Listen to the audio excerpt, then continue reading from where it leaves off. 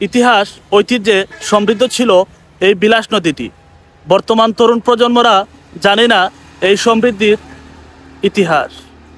বলছিলাম আজ থেকে প্রায় ১৫০ বছর আগের গল্প।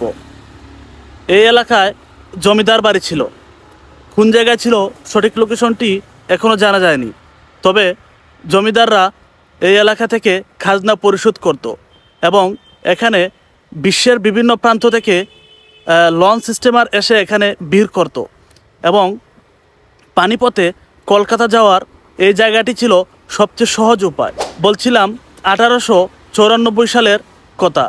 তৎকালীন সময়ে এখানে বিরাট একটি ভূমিকম্প হয়, যার কারণে এই এলাকাটি একদম সংকীর্ণ হয়ে পড়ে এবং সেই সময় এই এলাকার কাছারি বাড়িটি শ্রীমঙ্গল শহরের হবিগঞ্জ রোডস্থ কাছারি বাড়িতে স্থানান্তর করা হয়। আপনারা জানেন শ্রীমঙ্গলের সর্বপ্রথম থানা ছিল সাতগাঁও অঞ্চলের মতিগঞ্জ এলাকায় এবং কালের বিবর্তনে এই থানাটি এখন শ্রীমঙ্গল শহরে স্থানান্তর করা হয়।